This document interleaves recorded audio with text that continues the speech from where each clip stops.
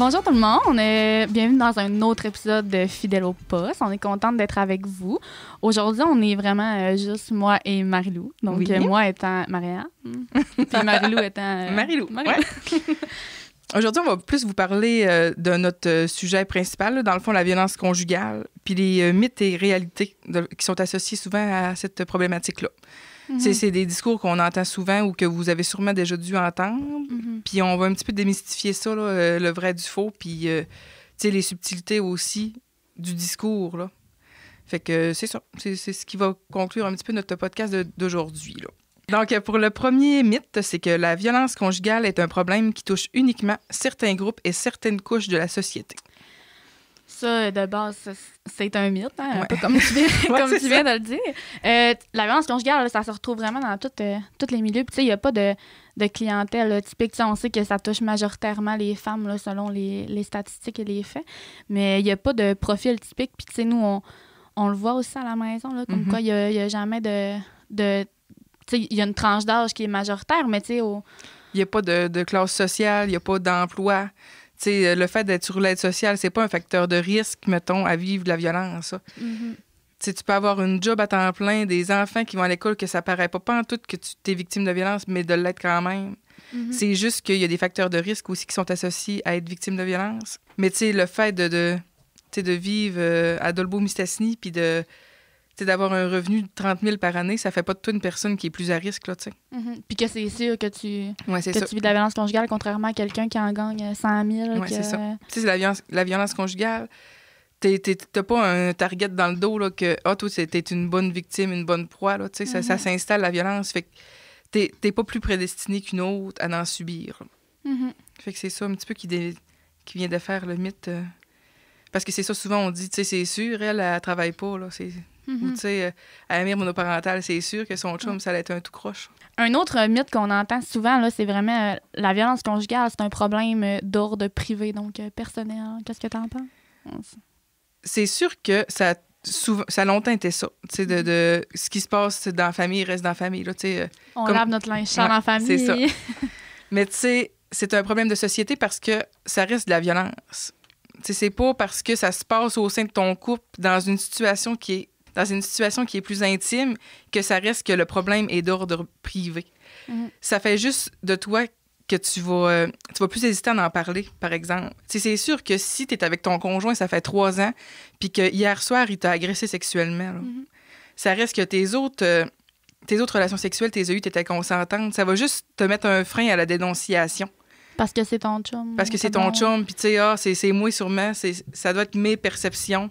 Mm-hmm. Puis tu sais, personne ne va me croire, c'est mon chum. C'est comme si, en y accordant le droit de faire partie de ta vie puis d'y accorder ton intimité, il laissait le droit de t'agresser. T'sais. Puis c'est ça, en pensant à ça, ça fait juste dire que garde ça pour toi, tu seras pas cru, tu sais. Oui, c'est ça. Ce qui est pas vrai, là, parce que... c'est pour ça aussi là, qu'il y a eu l'émergence, justement, des organismes comme La Maison, là. C'est justement pour le sortir là, du milieu familial, là, puis pour le voir vraiment avec une vision plus grande, comme quoi c'est un problème sociétal. Oui. Je pense que ça fait un lien aussi avec le fait que maintenant, il y a beaucoup d'accusations qui peuvent être faites par rapport à certains actes commis en contexte de violence conjugale. Oui, puis tu sais, exemple, là, tu te fais agresser par ton conjoint, c'est la parole de l'un contre celle de l'autre, c'est sûr. Il n'y a pas de témoins souvent dans votre chambre à coucher. Là. Ça se peut que oui, mais ça ne nous regarde pas. Mais ça reste que c'est la parole d'un contre celle de l'autre. Il n'y a pas quelqu'un qui vaut plus que l'autre en avant d'une procureure, en avant d'un juge, en avant d'un enquêteur. Là. Fait que c'est ta crédibilité contre celle de l'autre. On peut pas dire « Hey, vas-y pas, c'est sûr que ça fera pas. » Ça fait, on a eu des personnes qui ont été accusées d'avoir agressé leur conjointe. Là. Fait que ça reste...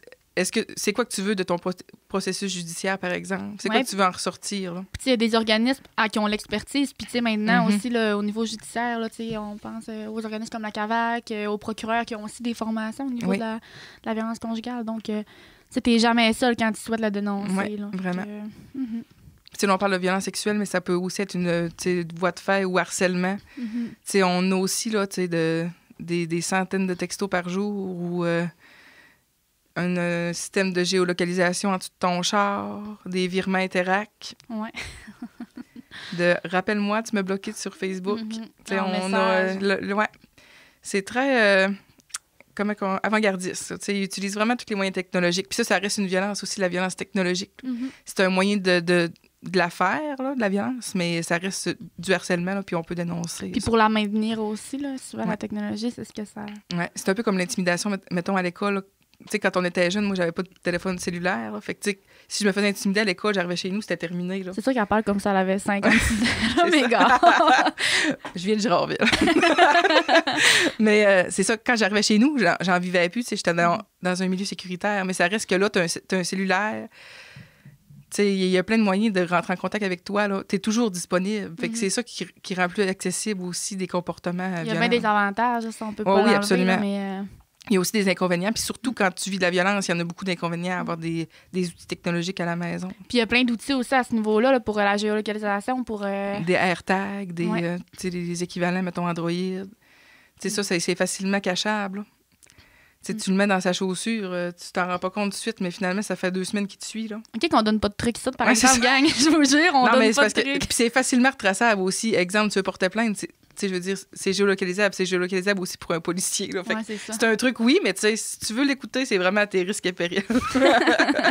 Le prochain mythe ou réalité, c'est l'homicide conjugal est un drame passionnel, un acte de désespoir, un geste d'amour. C'est un acte isolé et désespéré.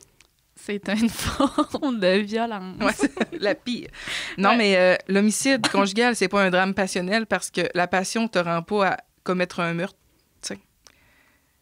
Ça vient un peu dire que t'aimes tellement que tu tues, mais c'est pas une forme d'amour. Le meurtre, là. On sentait que c'était un peu au top là, de la violence, de l'escalade de la violence, c'est pas mal. C'est fatal. Tu peux pas... souvent, les personnes qui font ça, c'est si elle n'est pas avec moi, elle sera avec personne. Mettons, si la personne, elle sent que sa conjointe veut la quitter, mettons. Il y a un point de rupture là, de j'ai plus d'espoir qu'elle revienne. Fait que souvent, elle va dire, c'est ça. Si elle n'est pas avec moi, elle sera avec personne. Puis c'est dans ce temps-là que les personnes tuent ou essayent, du moins. Fait que ça fait que c'est ça qui dit que c'est un crime passionnel, entre guillemets. Mais on ne tue pas par passion. On tue par contrôle ou on tue par désir de pouvoir. Il n'y a rien de passionnel dans le fait... Préférablement, on ne tue pas. Là, non, c'est ça. En général, mettons. Ouais. Mais c'est ça, c'est pas un geste de passion. Là. Un geste de passion, ça pourrait être d'acheter des fleurs à ta blonde ou à ton chum, mais pas de la tuer parce que tu l'aimes trop. Il y a une différence entre te dire « je t'aime » ou te tuer. C'est ça. Vraiment. Quand même une grosse nuance, en fait, Marianne. Je pense qu'on a fait le tour. Un autre... D'autres propos qu'on entend là, régulièrement, c'est les femmes sont aussi violentes que les hommes dans le couple. Puis là, on dit pas que ça n'arrive pas, vraiment. Non. Mais ça reste que le potentiel de dangerosité d'une femme à un homme est différent. On généralise. Là, je veux vraiment pas dire que c'est toujours ça. On parle selon les faits puis les statistiques. Souvent, les femmes, c'est la violence psychologique qui utilise du contrôle parce qu'ils n'ont pas le pouvoir physique sur l'autre personne. Une femme est moins forte qu'un homme, ça, on le sait. Je veux dire, c'est comme ça dans la vie pour la plupart, encore. Fait que, si elle commence à vouloir battre son chum, physiquement, elle va sûrement perdre. Fait que c'est des moyens plus subtils, mais pas moins graves là, d'utiliser la violence. Fait que c'est le potentiel de dangerosité qui fait que une femme va être moins, entre parenthèses, dangereuse que son équivalent masculin. Ça, les hommes, ça va souvent être des moyens qui sont plus, je vais pas dire fatals, mais plus... Pas plus grave non plus, mais plus physique, plus... Les femmes vont avoir peur des conséquences. S'ils menacent de voie de fait, exemple, là, si tu reviens pas, je vais te crisser une volée, exemple. La femme va avoir peur pour vrai à sa vie. Fait que c'est le potentiel de dangerosité. Ça veut pas dire qu'il va l'utiliser, mais juste la menace de l'utiliser, c'est suffisant pour faire peur puis justement restreindre la personne dans sa liberté. Là. Installer le climat de tension qui fait que... Tu veux pas dépasser une certaine règle qui est non dite, mais qui est quand même... Fait que, oui, les femmes aussi peuvent être violentes que dans un couple. Là. C'est pas ça qu'on veut dire, que c'est toujours les femmes qui sont victimes. Mais c'est juste qu'ils utilisent des moyens différents pour le faire. Puis les données parlent quand même là, que 80% des femmes là, victimes qui sont de la part d'un homme. Exactement. Là. Sur les 94% de femmes qui sont victimes de violences, ils sont par un homme à 80%. Ensuite, un autre mythe et réalité. La violence est une perte de contrôle, la conséquence d'une trop grande colère. ce qui est totalement faux. Il n'y a pas de cause à la violence. C'est vraiment une prise de contrôle de la part de l'autre personne sur l'autre personne. On a toujours le choix de notre réaction. Il faut vraiment se ramener ça. Là. La personne, à la place d'utiliser la violence, pourrait aussi décider de quitter ou de prendre un pas de recul. C'est toujours son choix. Là. Tu décides de menacer la personne ou tu décides de quitter ou de dire, regarde, je reviens dans 10 minutes, là, je suis trop fâchée. Mais cette personne-là décide de ne pas prendre ce temps-là et d'utiliser la violence. Fait que non, ce n'est pas une perte de contrôle. C'est vraiment une prise de contrôle sur l'autre dans le but d'avoir le pouvoir dans la relation. Un autre mythe qui est quand même véhiculé là, dans la société, là, encore aujourd'hui, c'est que les femmes provoquent souvent les agressions de leurs conjoints. Les responsabilités devraient être partagées 50-50. Qu'est-ce que t'en penses? C'est comme si... Ben, on vient un petit peu d'en parler. Là, c'est comme si... Ben, t'avais juste à pas dire ça. C'est normal qu'il ait pété sa couche. Ça reste que on a le choix de notre discours, peu importe si on est dans une conversation normale ou en réaction. Là. Exemple, il n'y a rien que tu vas me dire, Marianne, qui va me donner le goût de te frapper. Non, mais c'est vrai. Je veux dire, on a toujours le choix. C'est sûr qu'il y en a qui c'est des mots qui vont être blessants, que ça va être de la violence psychologique, mais ça reste que on a toujours le choix final de notre réaction puis de notre discours. Je comprends que ça peut être vu comme de la provocation, mais en même temps, il faut que ça soit aussi un hameçon pour l'autre personne qui la reçoit. Je sais pas si je suis vraiment claire dans ce que je dis. Mais je comprends. Si c'est vu comme la provocation, nomme-le, puis... Ouais, ou, ça me fait de la peine ce que tu me dis, ou, dis pas ça me fâche, c'est pas vrai. Mais, ça reste que... Comment je pourrais dire ça? Il y a vraiment d'autres choix à prendre que de la violence. Oui, puis si c'est une dynamique de couple qui est malsain, ça se peut aussi. Mais ça sera pas de la violence. Ça va juste être un couple qui est malsain. On va le voir tantôt, la différence entre la chicane puis la violence, puis ça va être un petit peu plus clair. Mais ça reste que quand on parle d'une situation de violence conjugale, il n'y a rien qui la provoque. C'est vraiment un choix personnel, comme on disait tantôt. Il n'y a pas de cause, puis il n'y a absolument rien qui justifie l'utilisation de la violence par la part d'une personne. Un autre mythe et réalité là, qu'on a, c'est que l'usage d'alcool ou de drogue, les difficultés financières et le stress sont les principales causes de la violence conjugale. Donc, si vous nous avez écoutés dans les 10 dernières minutes, vous comprendrez que c'est pas vrai. C'est un peu comme on disait là, au début de l'épisode, c'est sûr qu'il y a des facteurs de risque là, qui font que... qui te mettent plus à risque là, vraiment à la violence, puis qui augmentent la vulnérabilité là, d'en être victime, mais que, c'est ça, il y a absolument... Là, La personne a quand même fait le choix de consommer, t'as le choix d'affronter la conversation à jeun ou de prendre quelque chose avant pour la diminuer, là, diminuer ton inhibition. Je voulais comme pas dire ça, mais tu fais le choix de consommer, tu pourras le faire à jeun, puis ça fait pas de toi une personne violente, l'alcool. Il y a du monde qui pleure, ça brosse. Je veux dire, ça reste que ça accentue un sentiment que tu as déjà à la base. Oui, puis c'est un peu comme, on tombe dans la justification qu'on va aussi là, aborder tantôt là, dans le cycle de la violence, là, mais que la seule cause à la violence, c'est vraiment de prendre le contrôle sur l'autre personne puis d'installer un climat de tension puis de te mettre en position de supériorité aussi. Là, c'est ton intention demeure de faire peur. Là, si on revient à, mettons, juste l'usage d'alcool être une cause de violence, ça ferait que toutes les personnes, sexe confondu, qui boivent de l'alcool seraient violents. C'est illogique parce que ça serait pas ces tablettes dans l'épicerie. Là. Non, c'est ça. Ça serait prohibé encore aujourd'hui, là, probablement. C'est ça. Fait que il faut que ça soit un message intégré par tout le monde si on veut que ça soit vrai. Là. Moi, si je bois, je suis pas violente. Mais un homme qui utilise la violence contre sa femme est violent quand il boit. Mais ça reste que c'est pas l'alcool le problème parce que moi, j'en prends puis c'est correct. Puis la violence reste le problème quand même. Je veux dire, elle est là pareil. Oui, exact. C'est pas le fait de boire qui est un problème, ben, peut-être. Là, ça dépend aussi des personnes. Mais c'est pas ça qui cause la violence. C'est juste... ça raccourcit ta mèche. Puis ça, c'est pas encore à la personne victime qui est responsable. Là. C'est du fait que l'autre a bu puis que t'as dit quelque chose puis qu'il était chaud, malheureusement, cette fois-là, puis que là... tu as mangé une volée. On peut voir ça là, comme si c'était un élément précipitant. Il y a des organismes aussi pour ça, là, on pense... Intoxication. Puis sinon, au CLSC, là, ils peuvent vous référer à un intervenant spécialisé, mettons, en toxico. Là. Il y a le CRD. Fait qu'encore là, il y a des moyens là, pour mettre fin à ce comportement-là. Vraiment. On en a parlé tantôt un petit peu, mais là, on va élaborer. On va dire autre chose qu'il n'y a pas de cause à la violence. On entend souvent là, que la violence conjugale, là, c'est vraiment une chicane de couple. Puis moi, je trouve que ça ramène un peu à ce qu'on disait tantôt, comme quoi que la violence conjugale serait un problème d'ordre privé. Oui, tu sais, qui se règle dans la maison. Là. Fait qu'on va un petit peu démystifier la chicane, mettons, de la violence au sein d'un couple. Puis il y a beaucoup de documentation qu'on va mettre aussi en description. Ou appelez-nous, ça va vraiment nous faire plaisir de discuter avec vous. Mais souvent, dans une chicane, les deux personnes vont être au même pied d'égalité sur une situation. Exemple, moi et Marianne, on s'obstine sur la couleur de son gilet. Là. Moi, je dis qu'il est noir, puis elle a dit qu'il est gris foncé.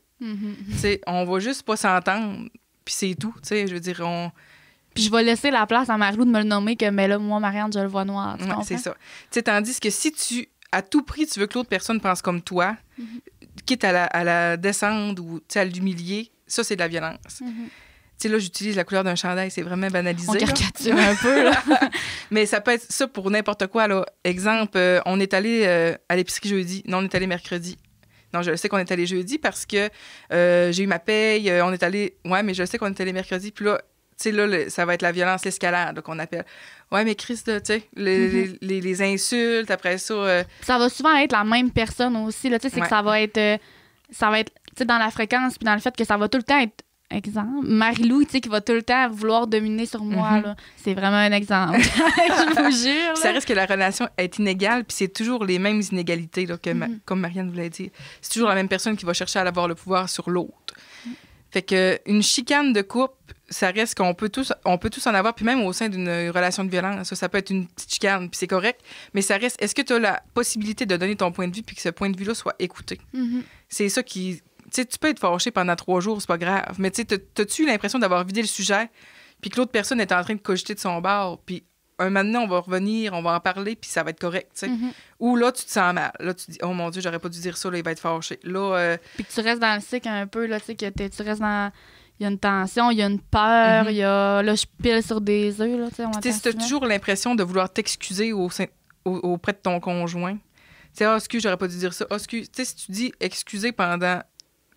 20 fois par jour, c'est peut-être parce que, justement, il y a une relation de contrôle puis une inégalité qui s'est installée dans ton couple. Parce que t'es pas supposé te sentir mal de t'affirmer non plus quand ça reste dans le respect. Puis Exact. Mais c'est ça, si vous avez encore des questionnements ou si jamais vous doutez là, sur votre relation, ou on peut vous aider. Là. On fait le dépistage. 418-276-3965, vraiment. Là. On fait le dépistage là, de votre relation avec vous. Puis, tu sais, si vous sentez un malaise ou quelque chose, là, faites juste nous appeler. On peut se parler. Vous n'êtes même pas obligé de nommer votre nom. Là. Ou si vous voulez parler pour une amie ou... puis même si c'est pour vous puis que vous voulez parler pour une amie... c'est correct aussi. Là, il y a vraiment... Tous les moyens sont bons là, pour avoir de l'intervention. Fait que gênez-vous pas de nous appeler. Puis c'est sûr que ça peut être heurtant aussi d'entendre ça puis de se rendre compte que notre relation n'est pas si rose que ça. Là, mais gênez-vous vraiment pas. Parlez-en à quelqu'un de confiance... Ou appelez-nous, là, ou au 811. Il y a plein de ressources, là, on va les mettre en descriptif. Un autre mythe et réalité, c'est que les hommes ayant des comportements violents ont des problèmes psychiatriques. On dirait qu'on va se répéter un petit peu, mais la violence, c'est pas une maladie, c'est pas un trouble de santé mentale. Si tu ouvres le manuel de diagnostic, là, le DSM, c'est pas dans les troubles de santé mentale, là, la violence. C'est vraiment un comportement qui est choisi de manière consciente. Puis souvent, là, on va parler du cycle de la violence tantôt, mais c'est souvent utilisé comme une justification. De là, mettons, mais il faut que tu me comprennes, je suis anxieux ou je suis bipolaire. Là, c'est sûr que... Mais il n'y a rien qui explique quand même la violence. Oui, la violence. J'espère vraiment que d'ici la fin de l'épisode, vous allez comprendre qu'il n'y a rien qui justifie la violence. Exactement. Okay? On l'a quasiment tatoué sur le caméra. D'autres choses qu'on entend souvent, là, c'est que les femmes qui restent avec un conjoint violent, là, c'est qu'ils doivent sûrement aimer ça, se faire violenter, à part pas, voyons. Part. Ou elle s'est retrouvée un chum, il est violent aussi, tu sais. C'est genre, elle aime ça, tu sais. De un, il y a vraiment personne qui aime la violence. Puis tu sais qu'il y a plusieurs choses qui font là, que les femmes, des fois, ils ont de la difficulté à sortir du milieu. Puis tu sais, si vous avez aussi l'impression... on dirait qu'on est en train de faire du recrutement, là. Mais tu sais, si vous avez l'impression que vous allez toujours vers les mêmes gars malsains puis que vous êtes toujours dans des relations de violence, là aussi, on peut vous aider. Fait que venez nous voir, appelez-nous, il n'y a pas de problème. Puis non, c'est pas que vous aimez ça, vous faire violenter. Tu sais, il y a des mouvements puis il y a des choses qui justifient ce fait-là. Là. Puis tu sais, il y a des enjeux, là. Je pense qu'on en a parlé, mais tu sais, aujourd'hui aussi, là, la situation financière, ça reste un enjeu quand même à quitter un milieu. Mais c'est ce que nous, on veut éviter, puis c'est pour ça qu'on est là. C'est d'empêcher que ça devienne un obstacle parce que t'es pas supposé, tu sais... Endurer une situation parce que t'as peur de pas arriver, tu sais. Ta sécurité est supposée être ta priorité, là. Puis, exactement. Même chose pour la sécurité de tes enfants. Ou, exactement. Puis, tu sais, c'est un peu, là, on a parlé un petit peu tantôt, mais il y a un certain potentiel de danger aussi, là, qui est associé, là, au fait de quitter un conjoint. Avec la perte d'espoir, puis... Puis encore une fois, là, tu sais, je veux pas que ça n'incite personne à rester parce que j'ai peur, là, parce que c'est pour cette raison-là qu'on est. La peur de la réaction de la personne, tu sais, à la rupture, là. Tu sais, par exemple, si tu t'en vas, je me tue. Tu sais, on l'entend souvent, ça. Tu sais, tu tiens à la personne quand même, même si elle utilise des comportements violents. Fait que c'est sûr que tu veux pas que cette personne-là meure. Non, c'est ça. Fait que tu vas rester avec la personne parce que tu crois ces menaces, parce que tu as sûrement déjà appris que ces menaces, ils réalisent, tu sais. Fait que c'est sûr que tu ne devras pas quitter par crainte qu'il se suicide, exemple. Mais ça, non plus, c'est pas ta responsabilité, c'est un choix. Puis on peut aussi t'aider à mettre un plan en place là, pour ton départ. Tu n'es pas obligé d'avoir quitté ton conjoint puis de vouloir travailler les conséquences. Là. Tu peux venir pré-départ, puis on travaille avec toi un petit peu un plan de sécurité. C'est pour ça qu'il y a des services externes aussi. Oui, mon travail. Marie-Lou. Puis tu sais, comme tu disais, tu sens la personne, là, la dynamique de violence, c'est rare que ça s'installe jour 1. Quand tu rencontres la personne, souvent, c'est le beau qui ressort. Fait que tu t'attaches à cette personne-là. Là. Si tu avais connu ton conjoint, aujourd'hui, avec les comportements violents qu'il y a actuellement, tu n'aurais jamais sorti avec. Là. Non, c'est ça. Il n'y a personne dans la vie qui aime ça. Là. Puis qui se dit, ce gars-là, c'est l'homme de ma vie quand il utilise la violence tous les jours, puis qui te menace, qui t'harcèle. Si tu avais connu l'homme que tu aimais, à ce moment-là, dans cette photo-là, tu n'aurais jamais sorti avec. Puis, tu sais, la raison pour laquelle aussi que la violence, tu sais, ça reste maintenu dans une dynamique, c'est en raison, tu sais, aussi, là, du fait qu'il y a des beaux moments, là, la lune de miel qu'on appelle, là, qui un espoir de retour, mettons, au jour 1. Tu sais, il a déjà été gentil, il a déjà été beau. Il va changer, il me l'a dit. Parce qu'il est capable, il l'a déjà utilisé, tu sais. Puis on utilise le « il », mais on comprend que ça peut être aussi le « elle ». On y va de manière... C'est quand même 94% des femmes, tu sais, fait qu'on... On genre le message. On n'a pas envie de se faire tirer des roches. Vraiment. Pour un autre mythe, le conjoint violent est agressif dans tous les domaines de sa vie et cherche à dominer toutes les personnes qui l'entourent. Ça, c'est... Tu sais, souvent, on va entendre que mais ses collègues de travail l'aiment tellement, mais il est tellement fin, mais tu sais... Puis, tu sais, on entend... mais exemple, une femme dénonce qu'elle est victime de violence. Les autres vont dire, c'est impossible. Tu sais, il est tellement fin. Puis c'est souvent la personne agresseur, c'est ça qu'elle utilise aussi comme moyen pour que la personne ne quitte pas. À perdre des alliés aussi. Exactement. Mais check, il y a personne qui va te croire. Tu sais, ta famille est de mon bord, ma famille est de mon bord. Si tu pars, tu vas te ramasser tout seul. Il y a personne qui va te croire. Check, tout le monde m'aime. Fait que ça reste un moyen utilisé pour garder la personne dans le couple. Là. Oui, puis tu sais, la violence conjugale, souvent, c'est quand même fait, là, c'est violence entre partenaires intimes. Là. C'est fait dans l'intimité, puis c'est rarement fait là, dans un souper autour de la table où il y a quand même des signes qu'on peut apercevoir, mais ça reste que le gros de la violence se fait pas voir autour des gens. Là. Puis si c'est accepté de la part de la famille ou de la part d'amis, c'est ça qui est pas normal. Fait qu'il faut vraiment se ramener à ça. Là, c'est s'informer aussi des signes là, de violence conjugale, puis... c'est pour ça qu'on a aussi un programme là, de milieu de travail à Lille avec le regroupement, comme on peut aller donner des formations dans les milieux de travail là, pour justement informer de tous les signes, des conséquences que ça peut avoir pour qu'un employeur et ses employés soient outillés là, s'il y avait une dénonciation de violence conjugale. C'est exemple, il y a une employée que son chum vient tout le temps la chercher puis la reporter. Il portait des fleurs sur leur dîner. À l'appel, exemple, une collègue, « es-tu là aujourd'hui? C'est juste... Ça a de l'air bienveillant, là, vu de l'extérieur. Là. Il vient l'apporter tous les matins. Mais tu sais, ça peut être une forme de contrôle aussi. Il faut toujours voir l'envers de la médaille. Tu sais, peut-être que lui, il veut pas qu'elle prenne son char au cas où qu'elle parte de sa job puis qu'elle aille voir un autre gars, exemple. Tu sais, c'est toujours... Faut demander aussi à la personne de ne pas avoir peur de demander, tu sais, il est venu te porter un matin, ton char est brisé? Tu sais, de poser des questions, de faire un petit peu sa nouille, là. Puis à la limite, ça va être oui, mon char est brisé. C'est tant mieux, mais au moins, tu vas avoir posé la question, puis tu vas avoir senti que tu as été utile, puis qu'au moins, tu auras posé la question. Puis ça peut, là, justement, là, faciliter là, la personne à faire un dévoilement, là, si elle en a envie. Puis tu sais, si le conjoint il appelle 40 fois sur ton chiffre de travail, puis tu sais, ça répond, tu sais, elle se dépêche de répondre, là, c'est... OK, elle se dépêche de répondre, c'est correct, mais si elle répond pas, c'est quoi qui arrive? tu sais, à aller connaître peut-être les conséquences de sa non-réponse au téléphone. Oui, c'est ça. Fait que, tu sais, c'est toutes des petites choses qui sont vraiment subtiles qu'on peut aussi apprendre là, avec le milieu de travail allié auprès de votre employeur, là, si jamais vous êtes intéressé. Puis, tu sais, la manipulation, ça reste quand même là, l'outil numéro 1 là, des agresseurs là, pour maintenir la dynamique. Là. Donc, exactement. D'autres choses qu'on entend là, régulièrement, c'est que les enfants sont rarement présents là, lors des épisodes de violence conjugale. Là. Puis, tu sais, on parle souvent là, des conséquences là, auprès de la victime, là, mais il y a aussi, tu sais, les enfants qui sont exposés, c'est pas pour rien que c'est devenu un motif de compromission aux yeux de la protection de la jeunesse, dans le fond, là. Puis, encore, on dirait que je plug nos services aujourd'hui. Je suis en train de vendre la salade. Non. On aime ce qu'on fait, OK? Oui, c'est ça. Mais tu sais, c'est pour ça qu'en maison d'hébergement aussi, on a des services jeunesse là, pour travailler autant le lien mère-enfant que pour travailler les conséquences de la violence conjugale. C'est ça, le motif de compromission, c'est l'exposition à la violence conjugale. Ouais. Exemple... de manière directe ou indirecte aussi. Exactement. Par exemple, il y a une situation de violence conjugale qui survient, ton enfant, il dort, mais la police doit venir, mettons, pour vous séparer, là. Si la police sait qu'il y a un enfant dans la maison, elle peut signaler. Tu sais que l'enfant... Elle doit signaler. Oui, elle doit signaler là, qu'il y avait un enfant présent dans la maison au moment où il y a eu l'événement de violence. Fait que c'est parce que c'est connu, mettons, qu'il y a des conséquences sur les enfants quand ils sont exposés à un climat de tension. C'est pas juste de voir sa mère être violentée. C'est vraiment le climat de tension que ça peut apporter. C'est suffisant pour avoir des conséquences chez un enfant. Là. Je suis vraiment en train de faire un travail universitaire sur ça actuellement. Puis là, je vois comme toutes mes infos. Puis tu sais, il y a beaucoup de conséquences aussi sur une maman qui est victime de violence conjugale là, au niveau du stress, des émotions, peu importe. Donc, ça aussi, ça peut nuire au lien là, affectif mère-enfant. Puis... Oui, on vous spoilera pas l'épisode avec Julie, mais... Oui, c'est ça, finalement. Mais on essaye de vous tenir accrochés, là, comprenez?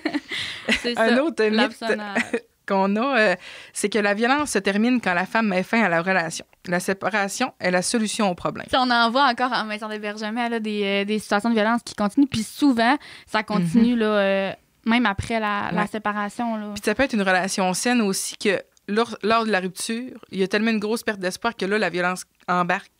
Elle a tellement de perte d'espoir, puis elle essaye tout ce qui est en son pouvoir pour te revoir. Fait que, tu sais, c'est là qu'elle peut utiliser « Ouais, mais j'ai des photos de toi. Tu sais, attends pas que je les diffuse. Tu sais, je pourrais le faire. » Fait qu'elle revient. Elle va utiliser vraiment comme toutes les cordes à son arc là, pour essayer de te revoir. Fait que ça peut vraiment être une relation saine le temps que vous êtes ensemble puis que la violence débute lors de la fin de la relation. Ou, tu sais, elle s'accentue aussi. Là. Donc, il faut vraiment rester à l'affût de ça. Tu sais, c'est pas terminé la seconde que tu pars du domicile. Il faut que tu restes quand même avec cette petite puce à l'oreille. Oui, puis tu sais, souvent, tu veux quitter une relation de violence conjugale, mais c'est là qu'il va se passer des choses de vraiment dramatiques. C'est lors de la perte de l'espoir, on en a parlé tantôt. Là. Tu sais, si la personne, tu te maintiens dans sa dynamique de violence, elle est confortable, mais là, tu décides de partir, elle voit plus de solution. Là. Fait que c'est là qu'il peut arriver quelque chose de vraiment dramatique. Oui. De là, l'importance de te mettre dans un milieu sécuritaire là, quand tu quittes le domicile, tu sais, de mettre un scénario de protection en place, puis on peut vous aider. Souvent, on est là pour ça. Puis vous pouvez aller sur les sites Internet, il y a plein de documentation là-dessus. Mais c'est de planifier le départ quand on quitte une situation de violence conjugale. C'est vraiment important parce qu'on se met vraiment à risque en quittant une relation sur le fly, entre parenthèses. On entend souvent là, que surtout quand il y a des enfants dans l'équation, là, ça, c'est comme un facteur de risque, mais c'est pour cette raison-là que moi, je trouve que c'est vraiment un bel acquis aujourd'hui, là, le motif de compromission, de pouvoir le dénoncer puis qu'on mette tous les acteurs en place, justement, pour assurer la sécurité de ces personnes-là. Ouais, c'est ça. Donc, on aurait terminé avec les mythes et réalités. On serait rendu à vous expliquer un petit peu le cycle de la violence. On l'a fait aussi au travers de toutes les mythes et réalités. On en parle depuis le début, mettons, du cycle. Là, mais mettons, on va vous donner les vrais termes. C'est plus ça qu'on va vous faire. Donc, on va le vulgariser surtout aussi. Le cycle de la violence, il y a 4 phases, dans le fond. Il y en a pas une qui arrive avant l'autre, exemple. Il n'y a pas de 1, 2, 3, 4. C'est vraiment un cycle sans fin, là. Ça arrive toujours ça arrive toujours dans le même ordre, mais il n'y a pas de 1 ni de 4. C'est vraiment, ça commence où ça commence, puis ça fait juste continuer. Mais là, on l'a mis dans cet ordre-là parce qu'il était comme ça, puis c'est tout. Il n'y a pas vraiment de choix là, logique. Donc, on va commencer avec la tension. Veux-tu nous en parler, Marianne? Oui, c'est un peu comme je parlais tantôt. Un climat de tension, ça s'installe par là où la partenaire, là, des fois, c'est juste par... Tu sais, quand tu dis que tu as l'impression de piler sur des œufs, là, il faut que je fasse attention. On dirait que mon conjoint est à pic ces temps-ci. Il m'ignore, il boude. Ça installe comme un peu un climat de j'ai peur de m'affirmer, puis là, j'ai peur de dire de quoi qui va le faire exploser. De l'hypervigilance, hey, je vais faire attention à ce que je dis, je le sens tendu. C'est là que t'as peur. C'est ça. J'attiserai pas le feu, c'est ça qu'on dit? Ouais, je ferai pas exprès, là. C'est ça qu'on se dit. Fait qu'on marche sur des œufs, on fait vraiment attention.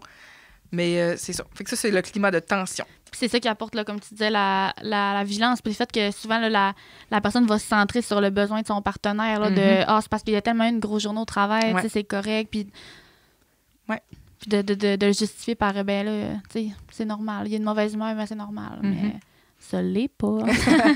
Ensuite arrive l'agression, dans le fond. L'agression, on le dit au sens large, mais ça peut... c'est là qu'utilise la violence, dans le fond. Puis ça peut être la violence dans toutes ses formes et subtilités.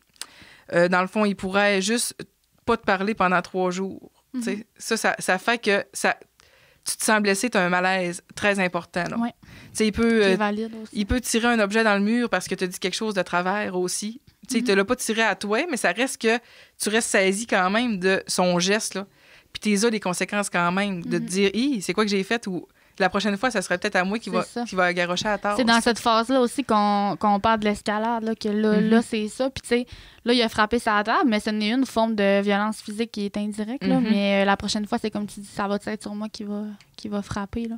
Puis, c'est là que ça l'apporte que la victime va se protéger, puis va... Puis, c'est là qu'en fait, on est là à toutes les phases de la violence. Ouais, ensuite, quand on parle de la phase de justification, tu veux... Mettons, il y a une grande différence entre l'explication et la justification. Là. Tu veux nous expliquer ça, Marie-Lou? La justification, c'est ce que le conjoint va utiliser pour justifier l'acte qu'il vient de produire, exemple. Comme si on reprend l'exemple de tirer une tasse dans le mur. Je l'ai tiré parce que tu as dit quelque chose. Ça ne sera jamais centré sur lui. Sa justification, ça va toujours être extérieur à lui. Par exemple, j'ai eu une grosse journée à job, puis en plus, en arrivant, tu n'avais pas fait la vaisselle. Ouais. C'est comme de trouver des excuses pour se mettre dans la position de la victime, alors que c'est pas le cas. Là. Puis, tu sais, tantôt, on parlait de s'excuser là, à outrance, de toujours s'excuser. C'est là, à la justification, que tu vas sentir le besoin de t'excuser, même si c'est pas toi qui as utilisé le comportement violent. Ah, c'est vrai, j'aurais dû faire attention, je m'excuse. Ah, mais je m'excuse, tu sais. Puis c'est là que ça apporte la culpabilité, souvent que les victimes vont nous nommer. Tu sais, en maison d'hébergement, on l'entend souvent, ça, là, mais tu sais... Mais je le savais qu'il y avait une grosse journée, puis j'ai quand même dit Tu veux-tu m'aider à débarrasser la table? Puis, tu sais, c'est vrai que, tu sais, j'y pose tout le temps des questions quand il y a. Tu sais, mais c'est jamais de ta faute. Puis ça, c'est encore une fois qu'elle se descende de ses besoins à elle. Puis qu'elle. Oui, exact. Qu'elle se sente sur lui parce qu'elle a justement peur des prochaines agressions. Là. Puis, tu sais, la justification, ça revient souvent de c'est jamais de sa faute. Là, Puis, c'est là aussi que ça arrive de. Tu sais, oui, j'ai un problème, mais. Mon père est à elle-même. Tu sais, c'est vraiment extérieur à lui, puis ça peut être gros, là. Tu sais, il peut faire des dévoilements pour justement te garder à me sonner à lui, là, de « Ah, il me fait une confidence, ah, il tient à moi. » Tu sais, c'est toujours dans l'optique de garder le contrôle, là. Mais il n'y a pas... Il y a pas de cause à la violence. Non, il n'y a pas... Tu sais, ça reste de la violence puis des tactiques pour te garder sous son emprise, là. Fait qu'il n'y a pas de cause à la violence, puis il n'y a rien que te dit de travers, dans le fond. C'est juste lui qui a réagi puis qui a utilisé la violence en réaction, tu sais. La dernière phase, là, on l'appelle souvent la lune de miel, là, mais dans le fond, c'est la réconciliation. Là, c'est là que tu te dis « Ah, mais c'est beau, il a vraiment changé. » Ouais. Ou il m'a vraiment dit qu'elle allait aller consulter. Là, puis cette fois-là, je le crois parce qu'il y avait de l'air sincère. Fait que c'est tout ce qui donne de l'espoir à la victime. Ouais. Un espoir de changement, un espoir de réconciliation, là, comme on peut le nommer. Là. Fait que c'est ça aussi qui rattache à la personne qu'on a connue avant. T'sais, au début de la relation, souvent, c'était la même personne qu'on a en lune de miel. Fait que c'est ce qui nous rattache et qui nous tient vraiment ancrés dans la relation. Là. Puis c'est la phase qui maintient la dynamique. Là, puis, Fait que c'est là que les cadeaux peuvent arriver. C'est là qu'il va te dire « Ah, laisse faire, va prendre un beau bain, je m'occupe du souper. Ouais. » C'est là fait ton souper préféré. Oui, c'est ça. Puis tu sais, à ce moment-là, ça reste que c'est des moments agréables. Là. Fait qu'on se rattache à ça, puis on se dit... Tu sais, c'est pour ça que je l'aime. Là. Fait que tu sais, on va passer... par-dessus tout ce qui est arrivé, mais regarde, c'est pour ces moments-là que je vis. Mais tu sais, ça reste que ça reste un cycle, ça va se continuer. Puis tu sais, le reste s'en vient, là. Puis des fois, les phases de lune de miel, justement, deviennent, tu sais, ils raccourcissent avec le temps aussi, puis... Puis ils viennent à être inexistantes, là. Au fur et à mesure que la relation continue, là, des fois, il n'y en a même plus de lune de miel, là. C'est juste un climat de tension. Continuel. Ouais. Fait que... tant mieux si la personne change puis elle va consulter pour vrai puis qu'elle fait du travail sur soi, mais ça reste que on reste victime aussi de ses actions. Là. Fait que tu sais, si tu t'identifies dans ce cycle-là aussi, ou bien comme on disait tantôt, tu as l'impression que quelqu'un pourrait être dans ce cycle-là, tu sais, qui te demande des signes de ben, n'hésite pas, on est là, puis il y a d'autres ressources aussi pour ça. Là. Puis même, tu sais, nous, on dessert pas les hommes, mais ça reste que la Maison pour hommes Optimum, là, ont des services pour les hommes, la trajectoire, que ça s'appelle. Fait qu'ils peuvent, il y a un groupe qui s'appelle Trajectoire, puis pour les hommes qui sont victimes de violence conjugale, là, vous pouvez aller consulter, puis ils sont très bons, là. Fait que n'hésitez pas, on va mettre aussi le lien en descriptif. Ouais. Puis comme dernier thème à aborder, là, on voulait vous parler du contrôle coercitif. C'est que ça mange en hiver, ça, mettons. On en entend de plus en plus parler, hein, mais c'est récent. C'est toutes des stratégies qui sont prises là, par l'agresseur pour vraiment brimer la liberté de la victime. Là. C'est différentes stratégies comme... là, on parle de violence psychologique, d'abus par les technologies, admettons le harcèlement par message texte. Ce qu'on dit, là, c'est que la femme est comme en otage dans sa relation. C'est pas des règles qui sont nécessairement dites. Explicites, oui. Mais c'est des choses qu'on a appris. Par exemple, ça va être vraiment plus facile avec un exemple. Là. Exemple, tu sors avec tes amis un soir. Tu sais, ton chum, il te dit, c'est beau, vas-y, amuse-toi, puis il n'y a pas de problème. Tu reviens, il est 1 heure. Là, tu reviens, il est assis dans le salon, puis il te regarde pas quand tu rentres. Ouais, là, tu te dis, OK. Là, tu dis, salut, ça va? Il dit, ouais, tu rentres tard. Je pensais pas que tu allais rentrer aussi tard. Je pensais qu'on allait passer du temps ensemble. Tu dis, ouais, mais je t'avais dit que j'allais voir mes amis. Ouais, mais moi, c'est parce que, moi, j'aime ça m'endormir avec toi. Quand tu rentres tard de même, je t'attends, nanana. Fait que là, c'est correct. Il a jamais chialé, il t'a jamais dit, rentre plus tôt. Mais la prochaine fois. C'est ça. Mais la prochaine fois que tu es avec tes amis, puis que là, tu vois l'heure, puis il est rendu 10h30, tu dis, ah, c'est vrai, si je veux arriver à temps pour que mon chum se couche, je suis mieux de partir tout de suite. C'est toutes des privations de liberté qui sont implicites, mettons, qui t'a jamais nommé une règle claire, là. Mais ça fait que tu l'as compris. Tu l'as appris, puis ça fait qu'à longue, là, là, on parle d'une sortie entre amis, mais ça peut être tout. Lui, il aime pas ça, là, que tu fasses une soupe aux légumes. La fois que t'en as fait, là, il n'a pas mangé. Fait que la fois d'après, t'en feras plus. C'est toutes des... C'est des règles souvent là, qui changent, puis c'est des règles des fois que tu apprends juste quand ils sont outrepassés. Là. Tu le savais pas, il y a tout le temps, c'est comme tu dis, il y a tout le temps aimé ta sauce à spag, mais là, aujourd'hui, t'en as fait une, puis elle est pas bonne. Je remets plus ça dedans. OK, là, tu le feras plus, mais finalement, t'en feras plus, tu vas toujours l'acheter, ou tu vas, c'est toutes des choses, c'est du contrôle, mais vraiment subtil, qui fait que tu te dénatures, là. Oui, puis la victime va devenir vigilante aussi. Elle va comme développer un peu des stratégies de petite protection. C'est beaucoup de manipulation, là. C'est un peu ce qui fait que... La personne, elle sait jamais à quoi s'attendre. Tu sais, à toutes les fois que t'es sorti avec tes amis, il était correct, mais cette fois-là, il veut plus. OK. Fait que là, la prochaine fois, t'es rentré à 10h, il va dire « Hey, mais t'es rentré tôt, t'aurais pu sortir plus tard. Fait que là, tu te dis « OK, mais tu sais, la dernière fois, tu me dis ça. C'est tout pour te remettre en doute puis te dire « Ben voyons, c'est quoi que j'ai pas compris, là? » c'est ça.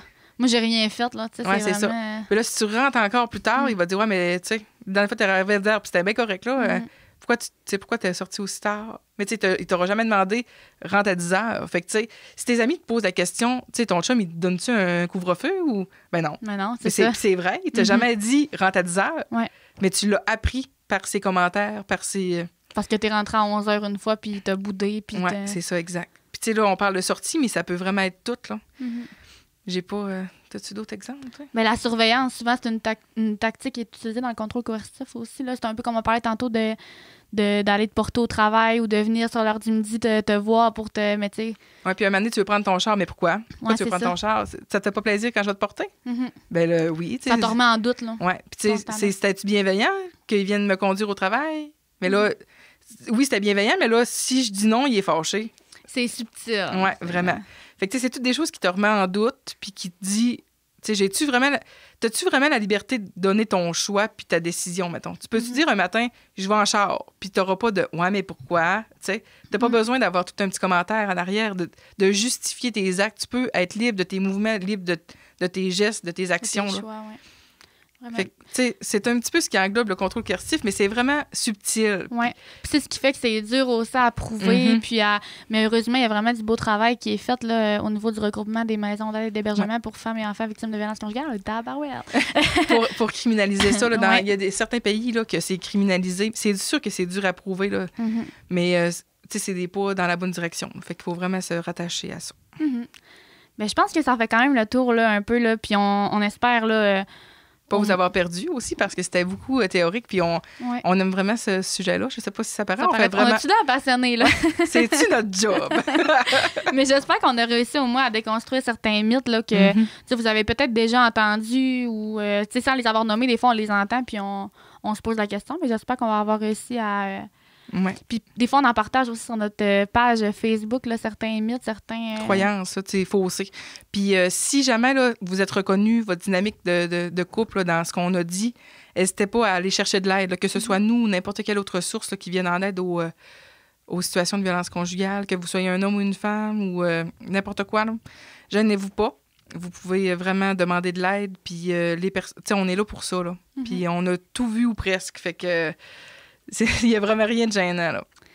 Bien, on vous remercie vraiment beaucoup d'être encore là à nous écouter. C'est comme on disait, c'est des sujets qui nous passionnent, donc on aime ça, pouvoir le partager avec vous. Donc, merci beaucoup. Merci d'avoir écouté le podcast Fidèle au poste aujourd'hui, puis on se revoit pour un prochain épisode. Bye!